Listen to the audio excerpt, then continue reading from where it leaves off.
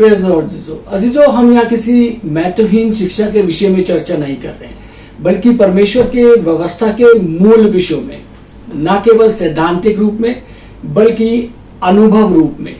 परमेश्वर का अपनी व्यवस्था में ये विचार है कि वह स्वयं को हम में प्रदान करे, जिससे वह मनुष्य की आत्मा में पहले ही पूर्ण कर चुका है।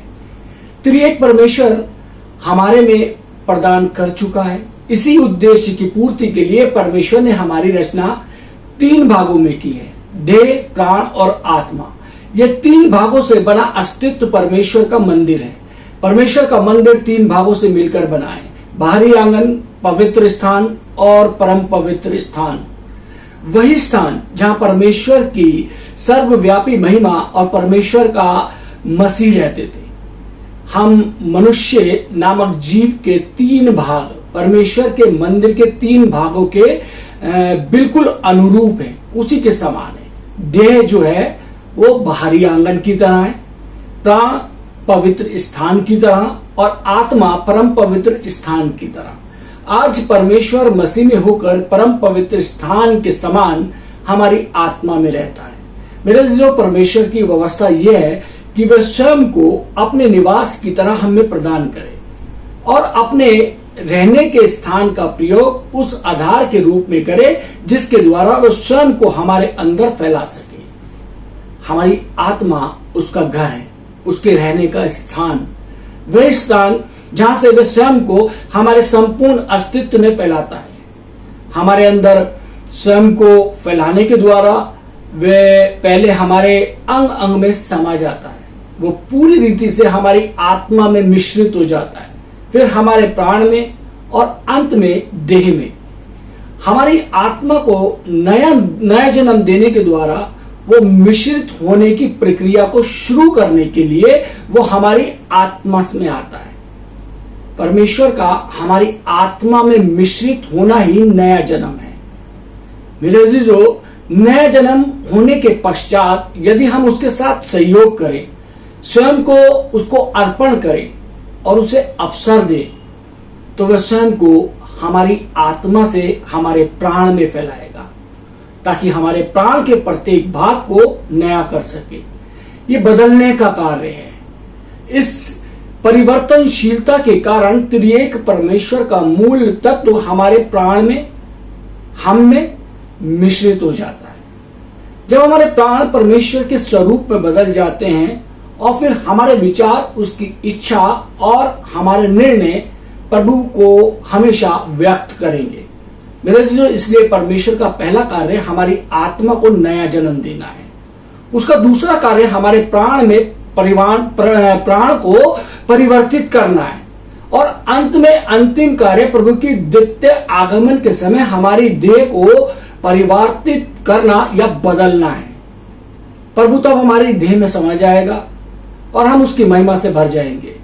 ये परिवर्तन हमारे प्रभु के मिश्रण की दिशा में अंतिम चरण होगा। उस समय तक परमेश्वर की व्यवस्था हम में अपने में प्रदान करने का कार्य पूर्ण कर चुका होगा। इन 3 चरणों को याद रखें, जिनके द्वारा परमेश्वर स्वयं को हर प्रकार से हम में मिश्रित करता है।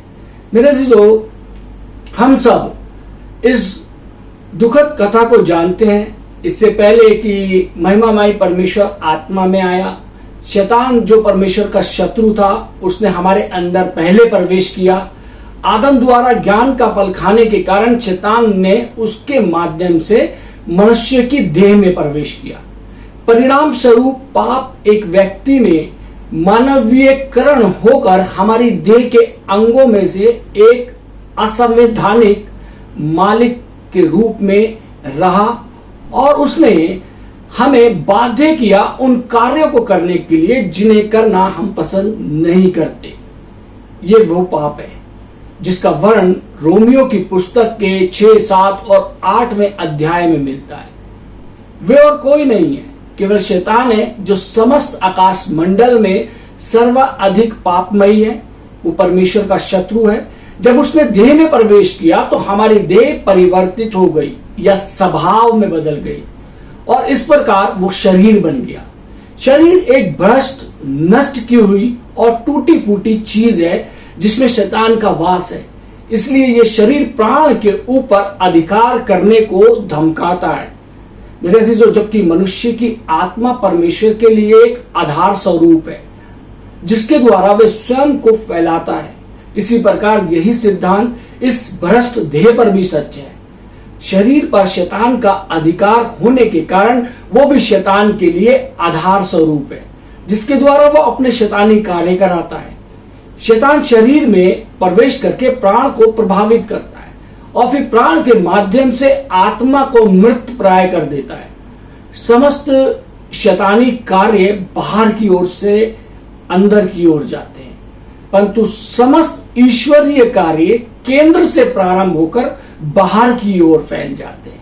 मेरे अजीजों, प्राण शैतान के विरुद्ध खड़ा नहीं हो सकता क्योंकि शैतान मानवीय प्राण से बहुत जोरावर है, यानी कि ताकतवर है।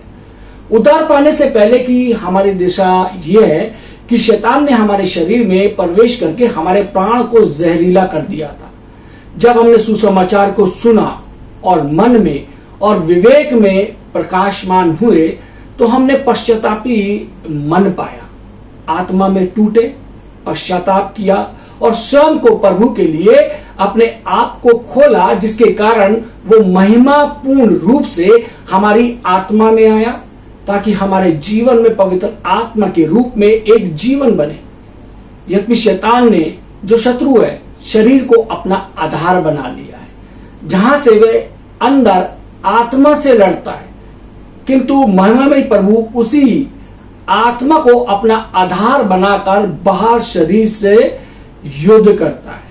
मेरे अजीजों, हम असमंजस की स्थिति में हैं क्योंकि हम एक युद्ध भूमि बन गए हैं। हम एक सार्वभौमिक युद्ध भूमि बन चुके हैं। शैतान और परमेश्वर, परमेश्वर और शैतान हमारे अंदर रात दिन एक दूसरे के विरुद्ध युद्ध कर रहे हैं, जबकि शैतान परिधि से केंद्र की ओर बढ़ रहा है। इसके विपरीत परमेश्वर केंद्र से परिधि की ओर बढ़ रहा है। हमारा रुख क्या है? एक प्रश्न हमारे सामने आता है। हम बीच में नहीं रह सकते, हमें किसी न किसी का पक्ष तो लेना ही पड़ेगा। मनुष्य के बाहरी भाग में शैतान समाया हुआ है जो परमेश्वर का शत्रु है, और अंतिम भाग में तो स्वयं परमेश्वर है। इन दोनों के बीच मध्य में जो है वो प्राण है। शैतान भ्रष्ट देह में है, परमेश्वर पुनर्जीवित आत्मा में है, और हम मनुष्य प्राण के बीच में हैं। हम एक अति महत्वपूर्ण व्यक्ति है। हम सारी परिस्थितियों को बदल सकते हैं। यदि हम शैतान का पक्ष लेते हैं तो एक प्रकार से हम शैतान की ओर से हैं। यह बात तो अटल है कि परमेश्वर कभी भी पराजित नहीं हो सकता, किंतु शैतान का साथ देने के कारण हमको ऐसा प्रतीत होता है कि कुछ अल्पकाल के लिए परमेश्वर हार गया है। परंतु यदि हम परमेश्वर का पक्ष लेंगे तो यह महिमा युक्त होगा और शैतान पूर्ण रीति से पराजित हो जाएगा। मेरे अजीजों, आप किसका पक्ष लेंगे? ये एक समस्या है। प्रभु की सुने।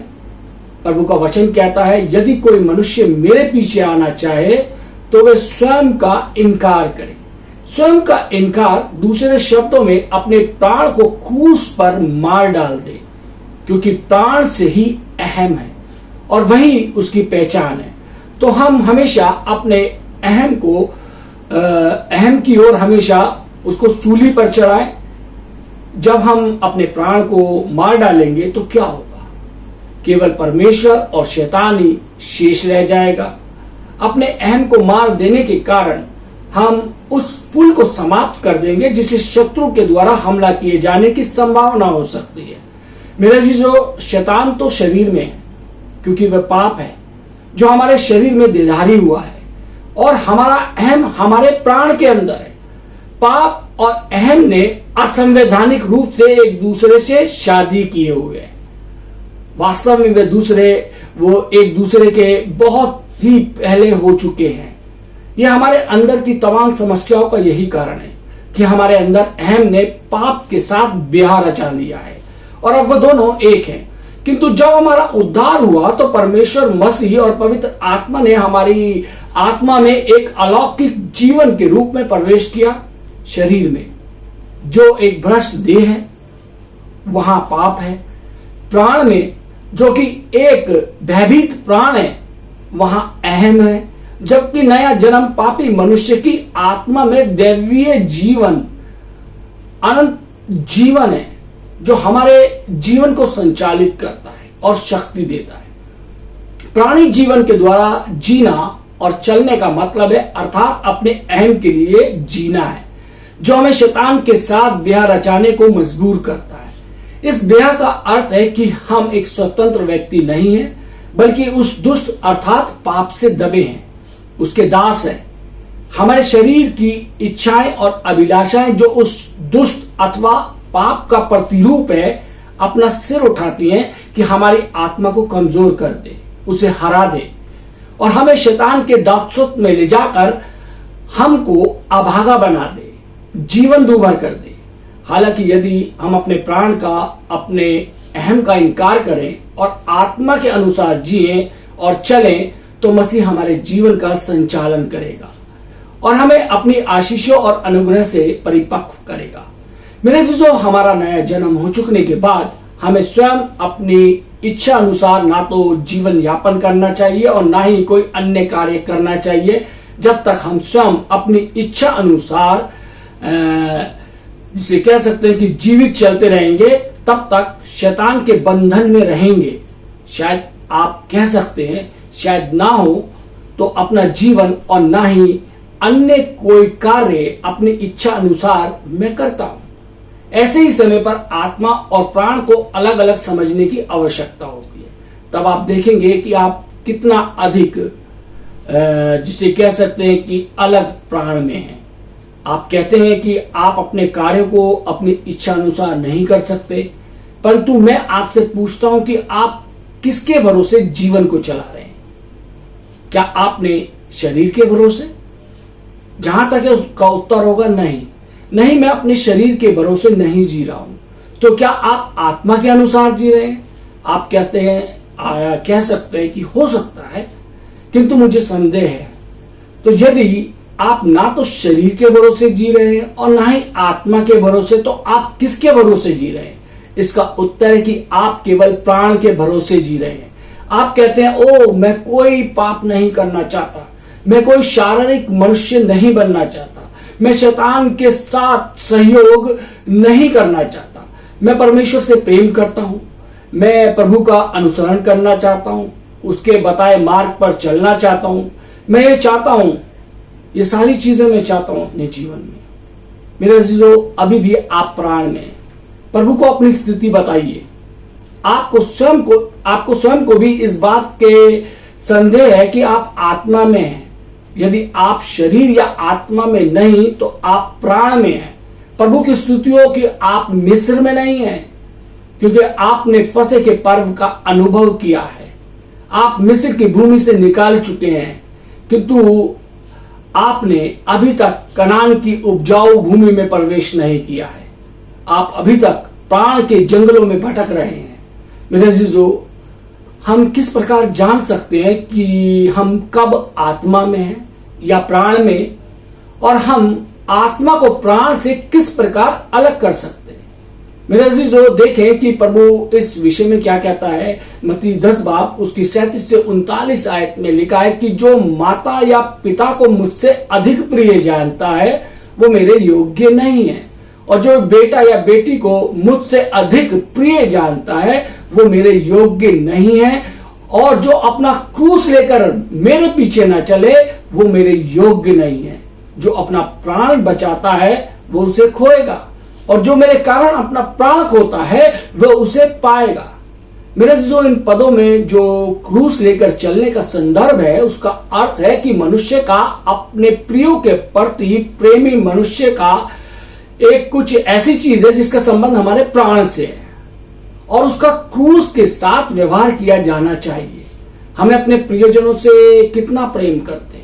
यदि हम अपनी आत्मा और प्राण को समझना चाहते हैं तो हमें अपने प्रेम को जांचना चाहिए। हम अपने माता पिता से कैसे प्रेम करते हैं, अपने बच्चों या भाई बहनों से कैसे प्रेम करते हैं। मेरे लिए मनुष्य का वचन नहीं है, बल्कि प्रभु का वचन है। जब हम अपने मनुष्य तत्व और स्वाभिमान प्रेम पर अंकुश लगाएंगे, तभी हम उस स्थिति में होंगे और अपनी आत्मा और प्राण को अलग अलग पहचान सकेंगे। हमारे स्वाभाविक प्रेम का व्यवहार क्रूसित किया जाना चाहिए। नए नियम में पवित्र आत्मा हमें बताता है कि पति को अपनी पत्नी से प्रेम करना चाहिए। पत्नियों को भी चाहिए कि वह अपने पति के प्रति समर्पित रहे। माता पिता को चाहिए कि अपने बच्चों की देखभाल करे और बच्चों का भी कर्तव्य है कि माता पिता को सम्मान दे और उनका आदर करे। स्वाभाविक स्नेह, स्वाभाविक प्रेम और स्वाभाविक रिश्ते, परंतु ये सब कुछ पुनरुत्थित जीवन में से होकर होना चाहिए।